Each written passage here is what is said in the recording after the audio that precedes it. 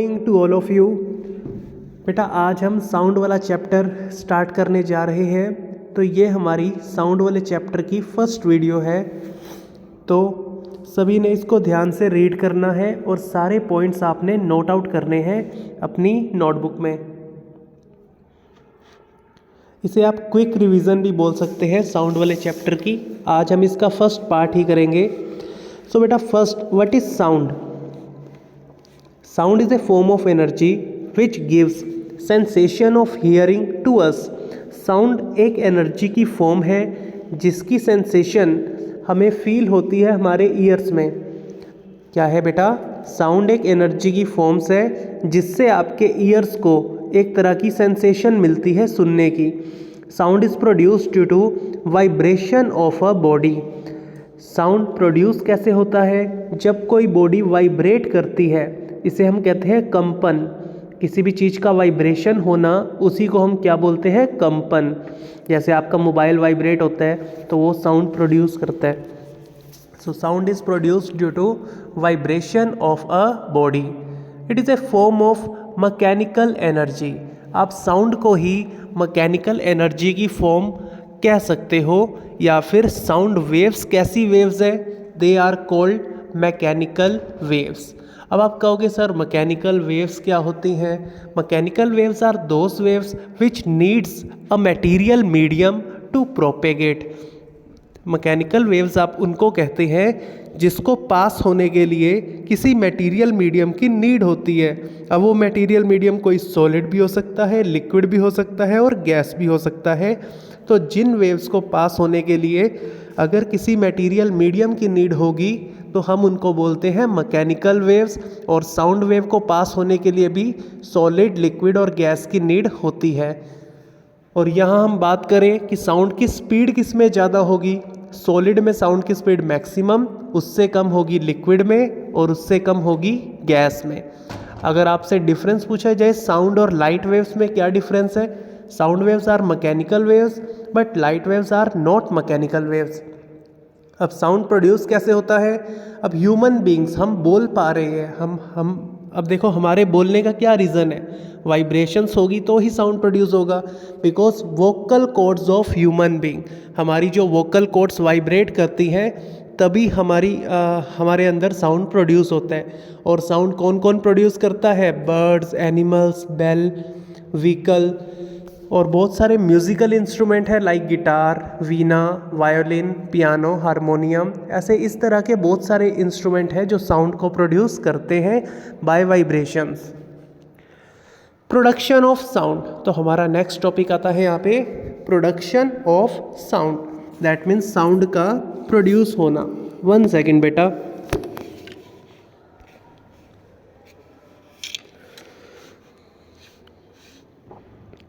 Sound is produce due to vibration of objects.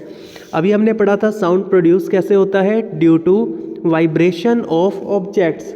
जब objects vibrate करते हैं तभी साउंड को हम प्रोड्यूस कर पाते हैं। Vibration is the rapid to and fro motion of an object. Vibration का मतलब क्या है?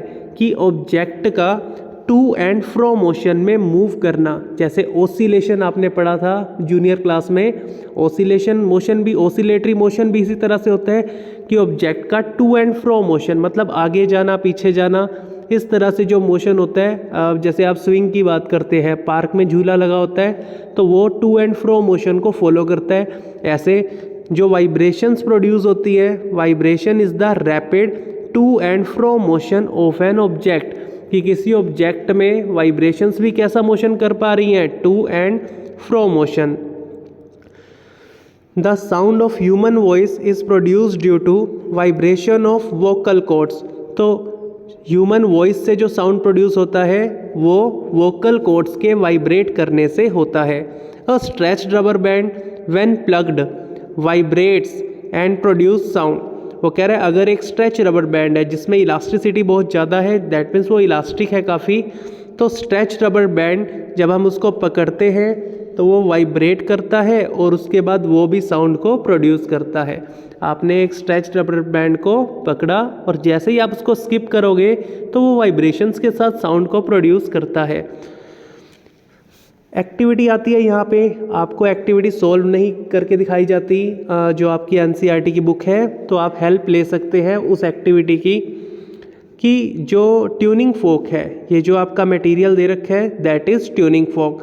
इसमें जो अपर पार्ट्स है, देखो लेफ़्ट और राइट में जो यू शेप दे रखी है ट्यूनिंग फोक में, इनको हम बोलते हैं पोंग्स। इनको हम क्या नाम देते हैं? पोंग्स। तो क्वेश्चन आता है आपका कि इसमें वाइब्रेशंस कैसे प्रोड्यूस हो रही है या ये साउंड क्यों प्रोड्यूस करता है। तो इसका देखो रीज़न दिया है आपको एक्टिविटी में कि जो ट्यूनिंग फोक है वो साउंड को क्यों प्रोड्यूस करता है और कैसे प्रोड्यूस करता है। तो ये एक्टिविटी है यहाँ पे प्रोडक्शन ऑफ साउंड की। Strike the prongs of a tuning fork on a rubber pad. सबसे पहले हमने एक रबड़ पैड के ऊपर इस वाइब्रेटरी ट्यूनिंग फोक को स्ट्राइक किया। दैट मीन्स आपने ज़ोर से मारना है किसी रबड़ पैड के ऊपर ट्यूनिंग फोक को। Bring it near to the ear. उसके बाद आप इस ट्यूनिंग फोक को अपने कानों के पास लाते हो। We can hear a sound, और हमें एक साउंड सुनाई दे रहा है। देखो रबड़ पैड पे मारने से हमें एक साउंड तो सुनाई दे रहा है। अब हमने चेक करना है कि ये साउंड क्यों सुनाई दे रहा है, ऐसा क्या हो रहा है जिसके कारण ये साउंड हमारे कानों तक आया। If suspended tennis ball is touched with the vibrating prong. अब जब आपने इसको रबड़ पैड पे मारा था तो इसके जो प्रोंग्स थे वो वाइब्रेट हो रहे थे, और हम इस चीज़ का पता कैसे लगाएंगे कि वो वाइब्रेट हो रहे हैं, कि अगर आप एक टेनिस बॉल को इससे टच करवाओगे तो वो टेनिस बॉल आगे की तरफ पुश होती है। तो इससे हमें पता लगा कि इसका जो साउंड प्रोड्यूस हो रहा है वो ड्यू टू इट्स वाइब्रेशन है। और हमने इसकी वाइब्रेशन का कैसे पता लगाया, क्योंकि वाइब्रेशंस को हमने जब इसकी प्रोंग्स को टच किया टेनिस बॉल से, then it move forward, then it move away from the tuning fork. That's why we say that vibrations produce sound in case of tuning fork. This show that prong is vibrating and vibrating object produces sound. तो हमें यहाँ पता लगता है कि इस तरह से जो आपका प्रोंग है ये वाइब्रेट कर रहा है, और इसी तरह से जितने भी वाइब्रेटिंग ऑब्जेक्ट हैं दे प्रोड्यूसेस साउंड। आपको एक मैं अपने बचपन का एग्जांपल देता हूँ। जब हमारे स्कूल की घंटी बजा करती, आजकल तो इलेक्ट्रिक बेल का यूज़ होता है, हमारे टाइम में घंटी होती थी जो आजकल गवर्नमेंट स्कूल में आपको दिखती है। तो उसमें क्या होता है, उस घंटी में अगर हम उस पर हैमर से स्ट्राइक करते हैं तो साउंड प्रोड्यूस होता है। बट जैसे आप 2 बार उस पर हैमर से स्ट्राइक करोगे, उसके बाद आप उसको टच करोगे उसके सरफेस को, तो आपको फील होगा कि वो वाइब्रेट भी करती है। तो वो वाइब्रेशन हो रही है तभी उसमें साउंड प्रोड्यूस हो रहा है, और वहाँ पे मीडियम है एयर जिसके कारण वो साउंड आपके ईयर्स तक जा रहा है। तो vibrations are necessary for producing sound, याद रखना।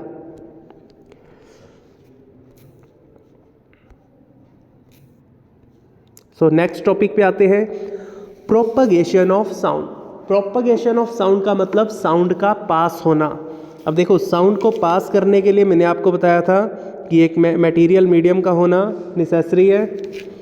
इसके बाद हम बात कर रहे हैं प्रोपगेशन ऑफ साउंड की। The sound produce by a vibrating, 1 second बेटा,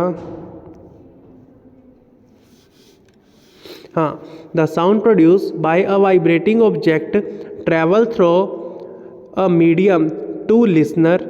कि जो भी साउंड प्रोड्यूस होता है किसी वाइब्रेटिंग ऑब्जेक्ट से तो वो मीडियम में से होकर लिसनर तक जाता है। अब मैंने आपको मान लो किसी को आवाज़ लगाई, तो मीडियम, अब एक पर्सन दूसरे रूम में है, मैंने उस पर्सन को आवाज़ लगाई और दैट मीन्स मेरी आवाज़ उस पर्सन तक चली गई, तो बीच में मीडियम का काम किसने किया, यहाँ पे एयर ने। तो एयर में से साउंड होकर उस लिसनर तक गया, तो मैंने आवाज़ लगाई है that means we are source, और जिस तक आवाज़ जाती है दैट इज़ लिसनर, और जिस में से होकर जाती है that is medium. So sound produce by a vibrating object. अब हम ही तो है ना वाइब्रेटिंग ऑब्जेक्ट, बिकॉज हमारे वोकल कॉर्ड्स वाइब्रेट करते हैं तभी तो साउंड प्रोड्यूस हुआ। So sound produce by a vibrating object travel through a medium to the listener. अब मीडियम जो है, the medium can be solid, liquid और gas. The particles in contact with the vibrating object is first displaced from the equilibrium position. अब आपको बताया जा रहा है the particles in contact with the vibrating object. अब जो भी वाइब्रेटिंग ऑब्जेक्ट है उसके साथ जो भी पार्टिकल्स टच में हैं तो वो अपनी जगह से डिस्प्लेस होंगे। The particle in contact with the vibrating object is first displace it's equilibrium position. तो वो अपनी इक्विलिब्रियम पोजीशन से डिस्प्लेस हो जाते हैं। जैसे हमारे सामने कोई पर्सन है जो खड़ा है, हमने उसको बुलाना है। अब उस पर्सन के बीच में और आपके बीच में बहुत सारा मतलब एयर पार्टिकल्स प्रेजेंट है। तो यहाँ पे जब आप उसको आप साउंड प्रोड्यूस कर रहे हो, आप किसी को बुला रहे हो, तो जो एयर पार्टिकल्स हैं बीच में, ये एयर पार्टिकल्स क्या काम करते हैं? They displace from its equilibrium position. Air particles एक दूसरे को पुश करेंगे। मतलब जो एयर पार्टिकल्स डायरेक्टली आपके कांटेक्ट में है आपकी वॉइस के, वो एयर पार्टिकल अगले वाले एयर पार्टिकल को पुश करेगा और दोबारा अपनी ओरिजिनल पोजीशन पर आकर बैठ जाएगा। अब दूसरे वाला एयर पार्टिकल उससे अगले वाले एयर पार्टिकल को पुश करेगा और दोबारा अपनी ओरिजिनल पोजीशन पर आ जाएगा। तो इस तरह से ये भी टू एंड फ्रो मोशन करते हैं। यहाँ भी ऑसिलेटरी मोशन ही होता है साउंड वेव्स के केस में। तो ये लाइन लिखी है, the particles in contact with the vibrating object is first displace from its equilibrium position, it then exert a force on adjacent particle. तो जब वो एयर पार्टिकल डिस्प्लेस होंगे तो वो अपने साथ वाले मतलब अपने अगले एयर पार्टिकल को डिस्प्लेस कर देंगे and adjacent particle is displace from its position of rest. और इस तरह से जो अगला पार्टिकल है वो रेस्ट से डिस्प्लेस हो जाएगा, वो आगे जाकर अगले पार्टिकल्स को डिस्प्लेस करेगा। After displacing the adjacent particle, इसी तरह से साथ साथ मतलब अगले अगले पार्टिकल्स को डिस्प्लेस करने के बाद ये सभी पार्टिकल्स अपनी ओरिजिनल पोजीशन पर वापस आ जाते हैं। एक बार पुश किया, जैसे मान लो आप गेम खेलते हो, आपने किसी को धक्का दिया और उसके बाद आप दोबारा अपनी जगह पर आकर बैठ गए। अब सेकंड वाले ने थर्ड वाले को धक्का दिया और वो दोबारा अपनी ओरिजिनल पोजीशन पर आकर बैठ गया। That is to and fro motion. और इसी तरह से एयर पार्टिकल्स भी पास करते हैं साउंड को, मतलब जो साउंड से वाइब्रेशंस जा रही हैं उसको वाइब्रेशंस को पास करना वो इसी एयर पार्टिकल्स की हेल्प से होगा। So after displacing the adjacent particle the first particle comes back to its original position. इस तरह से पार्टिकल्स को डिस्प्लेस करने के बाद जो हमारा फर्स्ट पार्टिकल था वो दोबारा से अपनी ओरिजिनल पोजीशन पर आ जाता है। This process repeats in the medium till the sound reaches the year. अब ये प्रोसेस लगातार रिपीट होता है जब तक साउंड दोबारा आपके ईयर्स तक ना आए। मतलब यहाँ पे ये बताया जा रहा है कि जब तक आपके ईयर्स में आपको साउंड सुनाई देता है तब तक इस तरह का मोशन चलता रहेगा पार्टिकल्स के बीच में। अब एक क्वेश्चन जो आप कभी भी उसका आंसर नहीं दे पाते, व्हाट इज़ वेव। अब वेव क्या होती है? नॉर्मल सा इसका आंसर है, आप सभी को लर्न होना चाहिए ये। The disturbance produced by the vibrating body travel through the medium but particles do not move forward themself. The disturbance produced by the vibrating body travel through the medium but particles do not move forward themselves। Actual में vibrating body से जो भी disturbance produce हुई है उस disturbance का medium में travel होना, but the particles do not move forward, कि पार्टिकल्स हमेशा के लिए आगे की तरफ शिफ्ट नहीं होंगे, बस उनकी जो डिस्टर्बेंस है वो फॉरवर्ड डायरेक्शन में शिफ्ट होती है। हम वेव किसको बोलते हैं? कि जो भी आपकी वाइब्रेटिंग बॉडी है, वाइब्रेटिंग बॉडी से जो भी डिस्टर्बेंस प्रोड्यूस हुई वो डिस्टर्बेंस आगे शिफ्ट होगी, पूरे का पूरा पार्टिकल आगे शिफ्ट नहीं होगा। दैट मीन्स उस पार्टिकल ने डिस्टर्बेंस शिफ्ट की और उसके बाद वो ओरिजिनल पोजीशन पर आ गया था। तो इसी को हम वेव्स का नाम देते हैं। The disturbance produced by the vibrating body travel through the medium but particles do not move forward themself, कि पार्टिकल्स खुद आगे नहीं जाता, वो सिर्फ उस डिस्टर्बेंस को पास कर देता है मीडियम में से। That disturbance is called wave. A wave is a disturbance which move through a medium by the vibration of particles of the medium. अब वेव पास कैसे होती है हमें बताया जा रहा है। Wave is the disturbance, wave एक तरह की डिस्टर्बेंस है which moves through a medium, जो एक मीडियम में से मूव होती है, by vibration of the particles of the medium. Wave एक तरह की डिस्टर्बेंस है जो मीडियम में से पास होगी पार्टिकल्स के वाइब्रेट करने पर। क्या है यहाँ पे? अ wave is the disturbance which moves through a medium, जो मीडियम में से मूव करती है। वेव क्या है? एक तरह की डिस्टर्बेंस जो मीडियम में से मूव करती है। कब? When particles vibrate, when vibration of particles of the medium. So sound is consider as a wave. इस तरह से हम साउंड को भी क्या कंसीडर करते हैं? एक wave.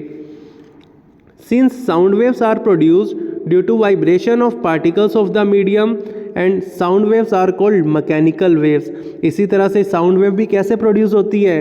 Due to vibration of particles of the medium and sound waves are called mechanical waves. ये रीज़न मैंने आपको दे दिया था। मैकेनिकल वेव्स को मटेरियल मीडियम की नीड होती है।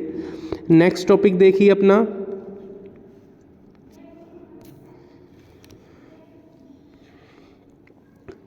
Propagation of sound through air. अब साउंड किस तरह से एयर में से पास करता है, हम इसको डिस्कस करने वाले हैं। Propagation of sound through a medium, through air. यहाँ पे मीडियम क्या है? Air. Air is the most common medium through which sound wave travel. Air एक मोस्ट कॉमन मीडियम है जिसमें से साउंड पास होता है। When A vibrating object move forward, it pushes and compresses the air in front of it and forming a region of high pressure called compression। तो देखिए बेटा, air को हम मोस्ट कॉमन मीडियम मानते हैं साउंड के ट्रैवल होने का। When A vibrating object move forward, कि जब एक वाइब्रेटिंग ऑब्जेक्ट आगे की तरफ मूव करेगा, it pushes and compresses the air in front of it. तो इसके सामने वाली या इसके डायरेक्ट टच में जो एयर है ये उसको पुश करेगा, वहाँ पे हाई प्रेशर क्रिएट करेगा and that is known as compression. जहाँ पे एयर, जहाँ पे पार्टिकल्स के बीच में प्रेशर तो हाई हो और वहाँ पे मतलब मास कम, मतलब आप कह सकते हैं जिस रीजन में डेंसिटी तो कम है और प्रेशर हाई है, दैट इज़ कॉल्ड कंप्रेशन। ठीक है, दोबारा पढ़े इस लाइन को। When A vibrating object move forward, जब एक वाइब्रेटिंग ऑब्जेक्ट आगे की तरफ मूव करेगा, it pushes and compresses the air in front of it. तो ये अगली एयर को पुश करेगा, साथ में कंप्रेस करता है। कंप्रेस मतलब दबाना या पुश करना। So it forming a region of high pressure. तो एयर को पुश करने से एक हाई प्रेशर का रीजन क्रिएट होगा जिसको आप क्या बोलते हैं? कंप्रेशन। देखो नीचे डायग्राम बना है कि जिसमें लाइंस पास पास आ रही हैं, दैट इज़ कॉल्ड कंप्रेशन। और ये जो लाइंस दूर दूर हैं इनको बोलते हैं rarefaction. So the compression move away from the vibrating object. Compression हमेशा वाइब्रेटिंग ऑब्जेक्ट से दूर जाती हुई दिखाई देती हैं। देखो यहाँ पे फर्स्ट में दिख रही है आपको कंप्रेशन, और इसमें देखो सेंटर में कंप्रेशन आ गई, उसके बाद यही कंप्रेशन लास्ट में चली जाएगी। इस तरह से compression always move away from the vibrating object. When the vibrating object move backward, जब वाइब्रेटिंग ऑब्जेक्ट वापस अपनी पोजीशन पर आता है, it forms a region of low pressure. तो वाइब्रेटिंग ऑब्जेक्ट के वापस आने पे एक लो प्रेशर का रीजन मेंटेन होगा। मतलब लो प्रेशर आप वहाँ बोलोगे जहाँ पे पार्टिकल्स बहुत दूर दूर हो जाते हैं एक दूसरे से, सो जहाँ पे डेंसिटी बहुत कम हो जाए। ठीक है, हम क्या बोलते हैं? जहाँ पे डेंसिटी बहुत कम हो जाए, बिकॉज पार्टिकल्स का वॉल्यूम इंक्रीज हो जाएगा। ठीक है, ये बात याद रखना, पार्टिकल्स की डेंसिटी ज़्यादा होगी और पार्टिकल्स बहुत पास पास आ जाएंगे। तो देखो तीन बातें याद रखनी है, दो ही बातें याद रखो कंप्रेशन और रेयरफेक्शन में। When density of particle increases and when pressure between them increases, then it is the region of compression. And when density of particle decreases and pressure between them decreases, it is the region of rarefaction. जब particles पास पास हैं तो compression होगा, particles दूर दूर हो जाएंगे, high volume में present होंगे, that is rarefaction. So as object move to and fro rapidly, it produces a series of compression and rarefaction in the air. जब particle to and fro motion में move कर रहे हैं, आगे पीछे जा रहे हैं, तो इससे कंप्रेशन और रेयरफैक्शन क्रिएट होते हैं और जिसके कारण साउंड मीडियम में प्रोपेगेट हो पाता है। तो ये टॉपिक था हमारा इस तरह से साउंड का पास होने का। तो in that way sound propagate through a medium.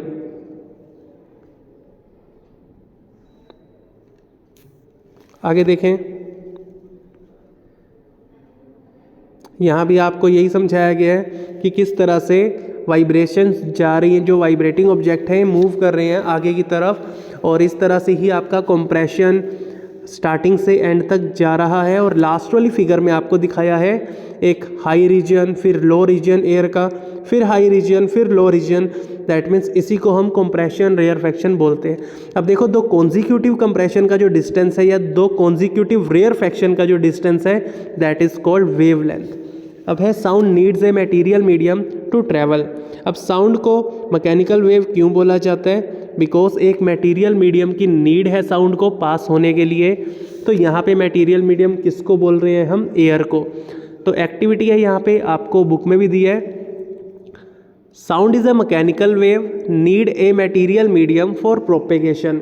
Sound एक तरह की मैकेनिकल वेव है जिसको मटेरियल मीडियम चाहिए पास होने के लिए।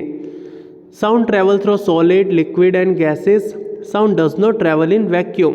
अब साउंड या तो सॉलिड से पास होता है, लिक्विड से या फिर गैस से, और साउंड ट्रैवल नहीं होता वैक्यूम में बिकॉज वहाँ पे एयर नहीं है। देखो एक्टिविटी में यही समझाया गया है। आपने एक बेल जार ली, तो एक बेल जार, देखो ये इलेक्ट्रिक बेल है जिसको हमने एक बड़े से जार में प्लेस कर दिया। अब इलेक्ट्रिक बेल का स्विच ऑन करोगे तो बेल साउंड प्रोड्यूस करेगी, बट सेकंड वाले फिगर में हमने वैक्यूम की हेल्प से पहले एयर को पुल कर लिया। तो जब इसके अंदर की सारी एयर निकाल लेंगे तो बेल जार के अंदर एक तरह का वैक्यूम क्रिएट होगा जिसके कारण बेल का साउंड आपको सुनाई नहीं देगा। So due to vacuum sound does not passes, so sound does not we hear of electric bell. So देखें एक बार, suspend an electric bell in a air tight bell jar. आपने इलेक्ट्रिक बेल को लटका दिया एक एयर टाइट बेल जार में जिसमें एयर प्रेजेंट है। Connect the bell jar to a vacuum pump. इसके बाद हमने इसमें एक वैक्यूम पंप भी जोड़ दिया, वो आप देख सकते हैं नीचे जोड़ रखा है। If the switch is pressed, जैसे आपने स्विच ऑन किया, we can hear the sound of bell. जैसे आप बेल का स्विच ऑन करते हो तब तो आपको साउंड सुनाई देगा। अब सेकंड केस में क्या करना है आपने? If air is pumped through the vacuum pump, जो वैक्यूम पंप लगाया है अब उसका यूज़ करेंगे कि इस वैक्यूम पंप से अगर हम बेल जार के अंदर की सारी एयर को बाहर निकाल लेंगे, remove out through the vacuum pump, we can not hear the sound of bell. तो हमें बेल का साउंड नहीं सुनाई देता। This shows that sound needs a medium to travel and sound can not travel in vacuum. तो इससे पता लगता है साउंड को एक मटेरियल मीडियम चाहिए पास होने के लिए एक जगह से दूसरी जगह, और साउंड वैक्यूम में पास नहीं होता। That's why they are called mechanical waves. तो इसके साथ चैप्टर का फर्स्ट पार्ट ख़त्म होता है आपका। 2 वीडियोस इसकी और आएंगी, तो जल्दी ही मैं बनाऊंगा साउंड का सेकंड पार्ट और third part. Thank you, have a nice day. Channel को लाइक, शेयर और सब्सक्राइब जरूर करना है बेटा सबने। Bye bye.